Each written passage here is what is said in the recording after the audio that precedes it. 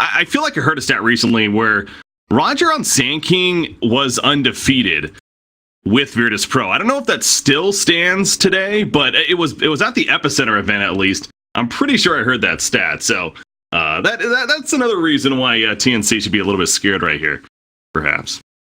Oh yeah, and so right now this Undying is going to be a really big problem in the laning phase. I think the best way they're going to do it is by putting in the safe lane to solo zone basically the Doom and the Sand King dual lane, which I would come to expect from VP. And then Tim's playing the 4 position Leshrac probably would just go to the off lane and become a nuisance. But right now, I mentioned a little bit in the early parts of the draft, the fact that the troll has to deal with both Doom and Fiend's Grip, and also the instant initiation from the Sand King. It's very, very difficult troll game because troll is one of those cores that heavily relies on the BKB and utilizing it to its fullest effect. So if he ever gets kited or peeled off, you know, maybe even a 1 to 2 second, 2.5 second Fiend's Grip, that could be a big deal. That could be a very big deal for him in the fights where he will never recover and do more damage. Sam H, bottom lane. This is going to be first blood most likely. You see Leshrac's there with the split earth, helping a little bit, but something tells me it's not going to matter in the end. 1 more second, we got a Burrow Strike coming up. And last hit, they'll even give it to Slark. So, again, Virtus Pro, already a deadly team to go up against. You're giving them first blood now to start on Ramses of everyone in the game. So it's already going to be an uphill battle, even more so for TNC now. And that lane is brutal already. Slark into Beastmaster is very Slark favored, especially going into level 6, and even throughout the entire game, it's very difficult to catch the Slark out with the Primal Roar unless you time it perfectly. So as this laning phase goes on, I expect them to have a bit of advantage. I see TNC trying to take advantage of them knowing all those heroes at the bottom lane, and they're going to go to steal the rune. Pasha, he's kind of making them guess on where he's going to go, but ultimately well played by TNC, and in fact, they will get 3. Are they going to get all 4? Wow, they're going to get all 4 bounty runes, actually. So, I mean, hey, they give up first blood, but 4 bounty runes, is that, I don't know if that's better than giving up first blood necessarily, or like that makes it even, but still, that's a good start for TNC, outside of the first blood now. Yeah, it's definitely good for them because the top lane is going to be really easy for the Undying to zone out the Doom, and then Doom generally doesn't really threaten Troll that too hard. A Troll can generally fight back pretty easily and kite him out, so that's going to be a very hard lane for Pasha. I like their choice to dedicate 3 to bottom lane because, you know, if they're going to have 2 heroes here, you just beat on them nonstop. Like they will not pressure your Slark. He's the breadwinner for your team. If he gets too fast Shadow Blade, you can pretty much take off in this game as he has the last pick. He knows exactly what matchups he's running into. Leshrac, he'll be fine. Taking some good pressure though, but you got the Leshrac Beastmaster down here. Of course, Roger staying down here as well, so insisting on keeping it a tri-lane defensively for Virtus Pro. That means Doom solo in that off lane for the time being. Tim's, though, did he overextend? The level 1 Burrow Strike, so probably not. And Leshrac gets a pretty fast hero at level 1, 333 movement speed, you see right there. However, they will catch Sam H. The Split Earth is not even going to connect. A great spread by Virtus Pro, and they will indeed take out the Beastmaster in the end, so that's the second death on him. And that's the 2-0 start, and out comes the offensive tipping already. Love it. It's so funny sometimes, but yeah, I have to wonder like if that should be in the game. But yeah, I don't mind it. I think there's just a little bit of, you know, kind of poking the opponent in the side a little bit, you know, getting on their nerve. I'm all for the not over the top like that. But anyways, Pasha, excuse me, at the top lane, Scorched Earth. He's gonna pop a Salve. He'll be fine for the time being. Man, they dove really deep for this. But he just goes back to full life, and he's just going to hug the tower. Now you see those 16 stacks of decay, so only has under 500 life right now, despite being max life just about. This is going to be really, really nice for the Doom. Just at least, you know, if they had a dual lane, they would feel more pressure to lane into the Undying, but because Undying has a stun in bottom lane, pulls it down to a stun the Sand King. Yes. Because Undying has no natural slow or disable, it's very easy for Doom to just cut the wave, which he did immediately, and there's nothing Undying can truly do about that. So really nice start for him. I like that. I like this laning decision by Virtus Pro. It's also, you know, something that I discourage a lot is with the Undying in the safe lane. I don't think that he should have a stealth shield. I think he should have more to the regen, like the clarities and maybe a salve, just so he can continue the harassment the fact that he has to pop a mango to land more decays means that he's not going to zone Doom anymore. And this is a big problem because now Doom's going to get free levels and bottom is pretty much secured. So Virtus Pro's getting better at the laning phase right now. But you gotta think, if he knew that it was just gonna be Doom up there for pretty much this whole laning phase, then there's no way he gets a Stout Shield, right? He probably does get more regen if it's to work with. You're not trading unfavorably. Generally, you get the Stout Shield Undying if you're gonna go dual offlane because you expect to take lots of different hits. This is really awkward right now. I don't know if you're watching the middle lane, but literally Bane just came in and put the Nightmare up on Queen of Pain as he paused the game, so this is going to be a torrent setup. I mean, she has a blink. He does have X, though. This is... I don't know. It's going to be close. She has a Fairy Fire. She should be fine, I feel like. So we're going to mango up the Brain Sap, and that is pure damage. Yeah. It's gonna be pretty close. I feel like they do have the damage if they do this 100% perfectly, but it's gonna be close. Oh, well, here we go. Auto attacks to start. Undying coming in. Queen of Pain. Yes, the exit. That was, yeah, you're right. That was more than enough damage. Actually, right there. So well played by the Radiant side, and now the 4-0 start. 3 of those deaths, of course, on the Beastmaster, and he's still coming back to the bottom lane. I was going to talk about this here, Fluff, as Tim's, he's going to survive for the time being, or maybe not so much. The Dark Pack comes out as the Burrow Strike hits. So I saw the Pounce miss, and I figured Leshrac would be fine, but the Burrow Strike is there to save the day, in a sense, for Virtus Pro and make sure to get the kill. But what do they need to do about this bottom lane? Because clearly it's not working out, and they're almost just feeding at a point now. You have to, like, pretty much rotate the Leshrac out. He's not accomplishing much, and maybe consider doing something, making some pressure in a different lane, or you bring the Undying and you just try to have him impact the lane as he can't do anything top lane. And Troll pretty much doesn't care anyway. However, once Doom hits level 6, Troll will need to be afraid of Infernal Blade Doom combination. We're gonna sleep on mid. Should be an easy setup here.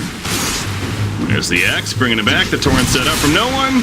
Pulls him right back in. A couple more auto attacks. Brain Sap on top. However, the Decay with the Soul Rip. Undying is quite beefy, over 1,000 life because the 8 stacks up Decay. Queen of Pain. Don't have the poison on to Kunkka. Maybe gonna go for turn kill. Ramsey's meanwhile, he's just gonna go ahead and kill Sam H once we get to the bottom lane. But Kunkka will go down in the middle, so the turn is real for TNC. Soul's also trying to man up. He will indeed get the kill on Undying, but he'll very likely end up dying himself, I'm sure. Unless he makes a crazy escape here. Make TP. Is he actually alive? No. Whew, hell of an attempt, but it wasn't to be. That was actually Solo's fault because he moved him too close for a double decay, and that gave the Undying enough strength for him to actually survive the amount of burst. Otherwise, he would have just died straight up. Oh. 500 bounty runes. Roger. He does get the bounty rune. It almost cost him his life to Wild Axes. Oh, Sam H guessed wrong. It's good movement by Roger right there. But yeah, I think he thought he was going to try to hide in those trees. Not the case. So he actually escapes. But Undying is now making his way to the bottom lane. So Slark, he's obviously at free farm down here. I mean, he's 33 and 22 now, as far as his CS concerned. But, you know, somebody we haven't talked about really yet, Fluff, is Troll up at the top lane. Raven, he is having free farming himself too. And that's obviously good news for TNC, right? Of course, but like I said, he's such a... As a carry, he's very reliant on the BKB bottom lane actually gets stunned out. Yeah, Leshrac, don't think he's living through this one. At least do as much return as possible, but a great nightmare also on Sam H. Now Cuckoo's coming in, he has a Soul Rip. He could have thought about Tombstone actually in the distance and maybe go for a turn on Ramses. He realizes that, will pop his Shadow Dance and run away. You see the zombies now chasing after Virtus Pro. That was not in they were not in the best spot to kill that Tombstone, so they decided to retreat. And that will be the end of that. That's kind of one of the downfalls of Undying, I feel like, too. You know, we're kind of slowly getting into talking about him when he was picked right there.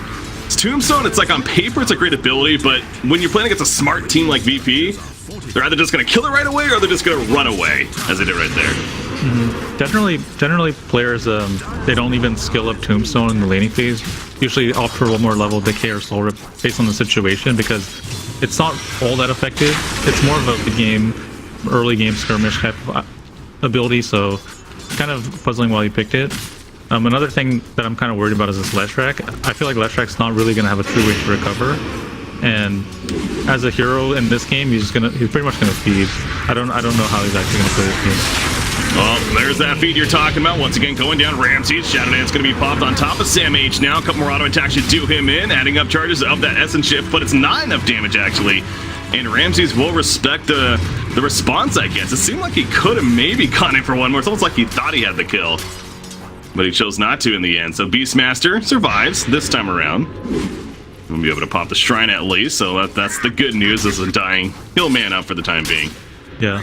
I actually take it back. I think PPD had it right. Because PPD was versus Virtus.pro in the finals, obviously. He banning out the Bane. I feel like it's much more important actually against this Virtus.pro team because Bane is such an insanely strong laner, and they also pick so many synergistic heroes with it. That gives it a lot more value than just on paper. Actually gonna get a kill on bottom lane. It's Undying, man. He is tanky once again, and in fact, they are going to turn now 4 heroes ultimately here for TNC. Great rotations, including the Troll Warlord. Ramsey's backing off quickly, so Undying with that decay and obviously Soul Rip on top of that. Pretty difficult target to kill at times. Another tower kill. Now let's see if they choose to defend bottom lane. And they will. Oh, he went a little too deep right there. I think his decay charge might have worn off too at that second, and he ends up dropping in the end. So they're actually going to back it off. So little tower damage coming out, but they lose Undying. Troll Warlord, however, he'll try to take the stack, but with VP making the way over, he can't really commit to it. So Undying will now TP back to the middle lane and try to continue pressure there. But yeah, the rotation of Troll Warlord ultimately only really helps to maybe get the Bane kill and not much else. So he's going to try to farm the best he can in the jungle over there. Oh, Armel gets the top lane kill. The solo kill on Apasha using the Sonic Wave in the face. Yeah, how about Queen of Pain? Her start hasn't been the greatest, but she is going to get a solo kill, so that'll help. Yeah, Queen of Pain into Kunkka, it's super easy for him to harass her down, and just the threat always makes her an easy kill.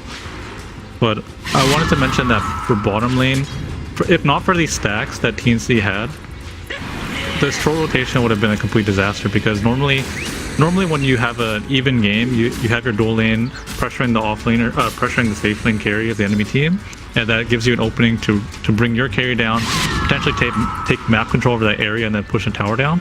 But the fact that they actually defended it with just the Stork and Bane is a really big problem for TNC, because generally teams like to Zerg that tower with 4 or 5 heroes, take it down quickly, and then open the map up for the carry to farm. But the Stork feels so confident here because he got such a good start from Virtus.pro that, you know, if they ever choose to aggress this lane, Doom and the Kunkka can TP in easily and just repel that, and this tower will be held for a very long time, which is really big trouble for Troll. Oh, top lane. The Doom comes out on the Queen of Pain. Solo's there for the Brain Staff assistance, and Leshrac was going to attempt to deny, but a little too much pressure, and down goes Queen of Pain. So yeah, she was trying to TP away, not gonna happen though. Undying, he puts down the Tombstone as he gets pulled back in with the next mark spot. It's a level 3 Tombstone, by the way, and he's gonna stay alive for the time being. Troll Warlord comes in with the rolling axis. Samich also chasing back out of no one, but he's gonna run away for the time being now. Cuckoo will manage to somehow walk away after all of that is said and done. Nobody actually dies on either side. And Undying gonna make his way all the way back to base to truly regen. But man, that was a really cool skull. Managed to survive, however, on Undying. Yeah, no one tried to cleave the Tidebringer off one of the zombies. Barely missed the Undying. That would have been an easy kill there. But nice play with the Undying. He was just sidestepping it a little bit, making it hard for no one to land that kill. But I just want to stress how important it is that this tier 1 goes down in the bottom lane. For TNC, it's like generally both carries. By this point in the game, in an average game, they're generally on the opponent's side of the map, farming all of that because it's a much safer, much more efficient route for them. But the fact that Sork could just stay here uncontested, mostly because he did get the counter pick on the Beastmaster, there's no legitimate threat for him. Being able to hold this tower forever is a really big deal, because he's getting pretty much the best farm possible, while Troll is just like hanging around this bottom lane. He needs to get battle carry, and then at that point he's not really going to be helping his team. Generally the carries want to take down that tier 1. That's their team-wide contribution, and after that they're just farming for the mid game. But because he has to farm all these inefficient routes for himself, really troublesome.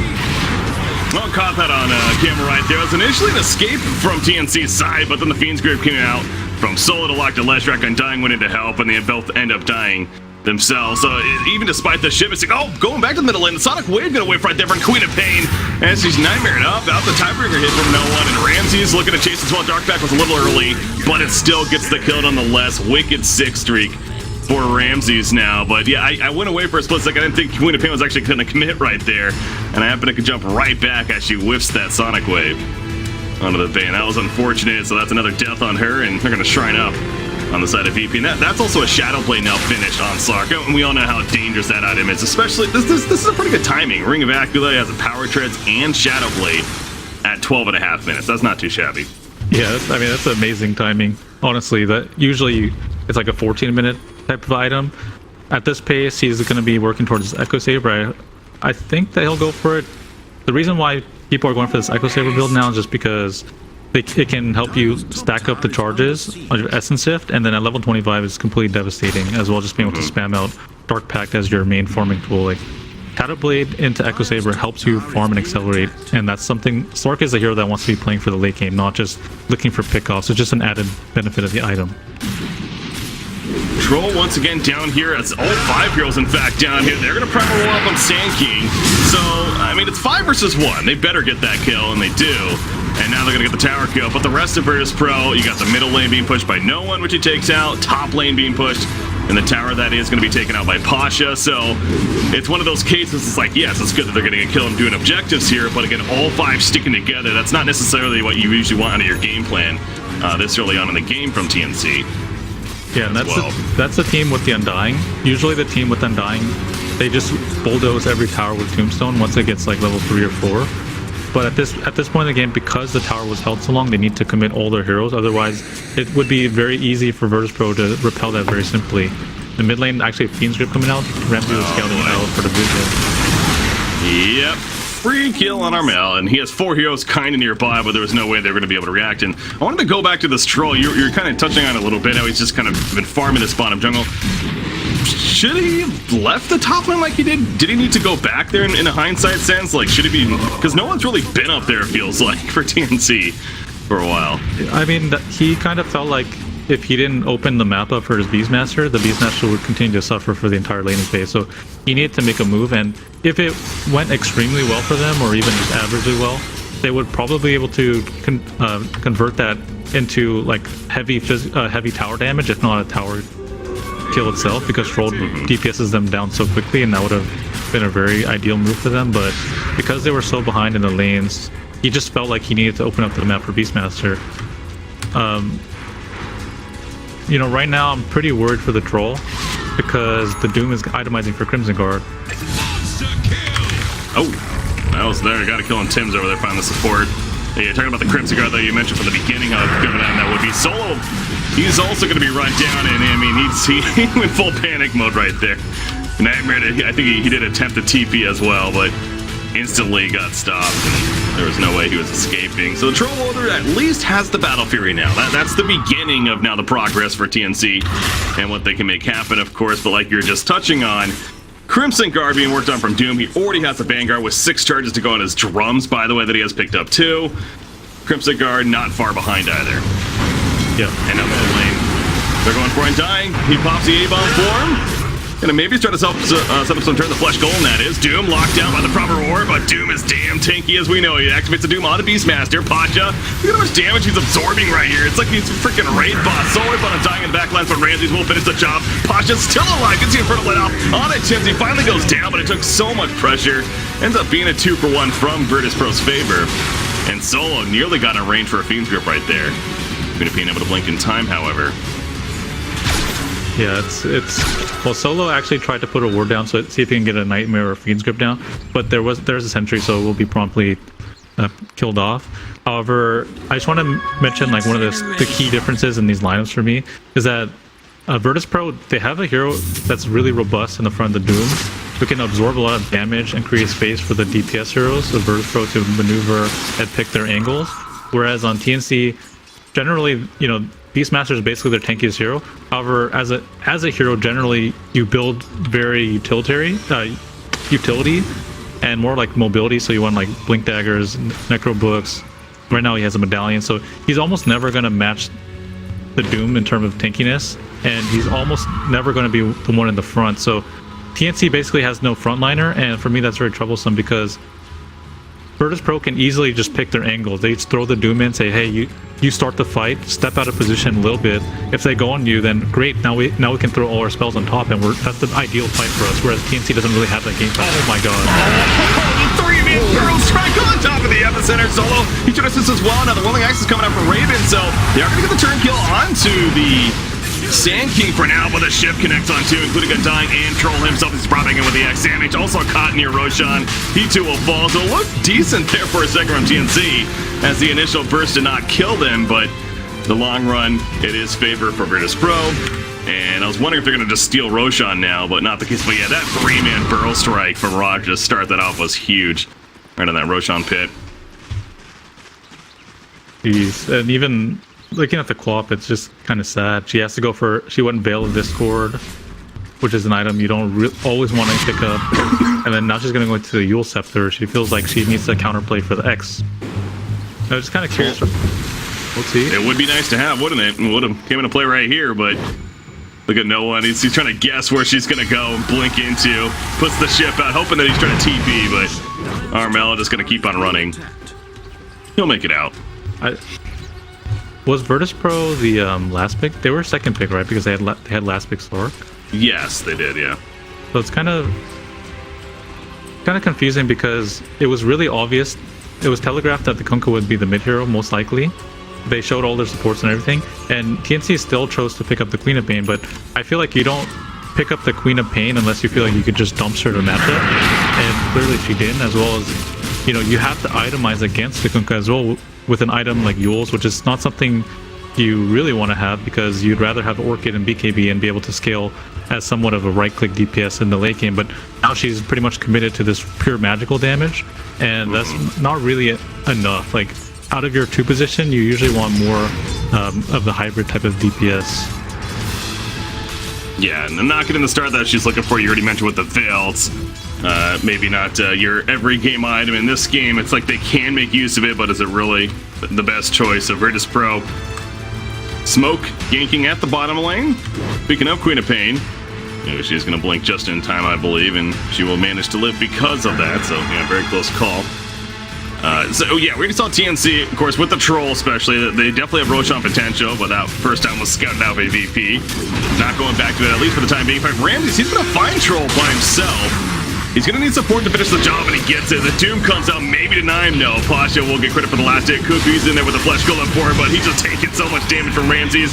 Taking too much. They're going to kill off the Tombstone as well. There's a lot of zombies, but as soon as the Tombstone goes down, of course they don't care. And you also see that Crimson Guard active in this pursuit from Virtus.pro. Tim's Brain Zap, X going to bring him right back into the Torrent, and Ramses again will get credit for the kill. He is 12-0-6 on this Slark. So, you know, good news for TNC is that if they kill this Slark, it's going to be a lot of gold going their way. Yeah, but how are they gonna do it is my question. There's literally no lockdown unless they time it perfectly on the Dark Pact, and you know, it's all on the Beastmaster's shoulders, which you would want to use the war for initiation, so it doesn't really make sense to hold on to it in Queen Changes. I think he was going for the 20-minute rune and just like got slept up. Good easy kill there. But you know, Slark is pretty much, in my book, probably the top 3 carries in the late game right now. Because his talents are just absolutely amazing. Yeah, he really exploded at Epicenter, sure enough, you know, a couple of events ago, and since then I agree with you as far as what we're seeing in numbers especially. He's one of the top carries right now on the scene, no doubt, and VP at that event was one of the first dudes to start running him as well, and obviously a very comfortable hero for Ramses that we've seen lately. So it just continues to snowball. 9,000 net worth lead again. What's the comeback mechanic for TNC? It's hard to say. I mean, Troll getting a BKB will be nice, but is that even the ultimate answer? I don't know. It's tough. Yeah, like the problem is that Troll as a hero needs both BKB and one mobility item. Just walk up and Fiend's Grip on top of Armel, and he will die. Proper Warren of Pain, but he's already done his job. He already did the Fiend's Grip, so it doesn't even really stop that. Leshrac also goes down. Sam H gonna get caught too by the ship, if anything. No, he gets out of range of the ship, but Ramses, he's going deep, and he will become godlike as a result. That Crimson Guard from Pasha, once again helping him and his teammates stay alive. So they're just gonna push tier 3. They don't even have Aegis or anything like that, only 21.5 minutes, but why not, right? There's a buyback on Beastmaster. And that, I guess, will be the cue to fall back if you're Virtus.pro, but Yeah, no reason to be scared right now for VP clearly in this game. Dire's top tower is under siege. And even Ramsey's playing it safe and going for the Lincoln Sphere next. You know, there's nothing that can really lock him down. He's just gonna make absolutely sure that that's not the case. It helps him a lot for just spamming out spells and also just feeling extremely confident. But Slark as a hero, generally after the Echo Saber, you want to go one stat item, so the ultimate orb, really really nice for him. Just HP, attack speed, just building up the charges by being tanky, and then after that, like, you know, he can pretty much go whatever he wants. Yeah, he's God among men in this game right now. Looking at the Glimmer Cape as well on Bane, it's just, you know, casual Glimmer Cape just always feels so nice, especially on a hero like Bane. For one, you know, the fact that he can channel it and Fiend's Grip, that is, and still use it, but also this is a pretty magic reliant heavy team until Troll becomes that. That's kind of goes back to what you're talking about earlier, even with the Queen of Pain for that matter. Is she is of course a majority of magic, especially with the early Veil and whatnot. So BP definitely itemizing for that. In fact, is there a pipe being worked on? No, it doesn't look like it. I guess a pipe not felt necessary in this game right now, considering the lead. Yeah, you usually go pipe if your cores cannot naturally build BKB, otherwise it becomes redundant. So when you do have cores that naturally build BKB, there's pretty much no reason to build that unless you want it for your own personal tankiness. Oh my god. I mean, they make it look so easy. Yeah. They just said there's a Shadow Blade. For them, I guess it kind of is the Shadow Blade Slark. Yeah, he just sits on top. But Bane's also doing a good job of moving with the Slark even. Yeah. And setting up the Fiend's Grip. Oh, Tranquil Boots and Windlace on a Bane still moving quite fast. I love that setup. You don't really see teams utilize that as much, but just having the Slark running with Shadow Blade, setting up for the Fiend's Grip, which obviously you need to click on the enemy hero to actually cast it, so that's a really nice setup. I love how they're playing that. What's the vision game like? It's not bad right now for TNC. I mean, they do have a Beastmaster as well, with that Call to Wild, of course, so the Hawks flying around, so it's not like it's horrible vision game necessarily, but again, a Shadow Blade Slark. A lot more difficult. Are they wrapping around? Well, they really are. Troll, he's going in. There's a Glimmer Cape though from Solo. Pasha, he runs in, blinks forward. Who's he going to go for? No one. That VP just scattering away. Solo's going to be your sacrificial lamb, most likely. They just say, buddy, we like you and all, but you're probably dead here. But again, that was TNC tried to make a big play right there with that's 5 heroes, and the idea was kind of smart, but VP was just too quick. I love it. Playing to win, baby. Invisibility. That's probably my favorite line, honestly. Good old Kyle. They have a new one. Oh, that's a catch on Cuckoo. He's definitely dead after this one. Raven, he pops BKB, so here we go. We're going to see what it can do. The meme comes out, aka the Doom from Doom himself. Beat down the onto Roger. We'll get the kill in favor of TNC, but they lose Troll shortly after. Sam H also going to fall to no one off to the side. His own BKB activated during that fight. And Ramses, he still wants more out of this. He's instead going to go to the middle lane, pushing the creep wave, and now go for that tier 3 to finish. This is looking really rough for TNC. You know, just based on the draft, I feel like they're at a significant disadvantage. Maybe their idea of the game, or at least in this first game, is just not really well-rounded for the way the Dota is. Maybe a little reactionary as well, because, like I mentioned, this Leshrac in Beastmaster pick, you know, you show 2 potential cores in the first phase, you know, and then swapping it to support. I know that MSS plays Leshrac, you know, fairly well in the 4 position, but it doesn't really change my opinion that Leshrac as a 4 is just not that amazing. His laning presence is not the best. You know, he's very snowball dependent, and if he gets behind, it's just food like this. Like, there's not really much he can do to recover. Like, your team would just take all the space. There's no more. What is Armel thinking? Why would you go in there, Armel? Come on. I mean, that was just silly, frankly. Like, there was no way he's getting that solo. I mean, I guess Beastmaster was coming over, but that's a really farm Slar. Yeah, it clearly is at a point for TNC where they're just done calling the GG, and that will do it. Game 1 going the way of Virtus Pro. And indeed, this is the VP team that we kind of saw at ESL 1 Birmingham to an extent. So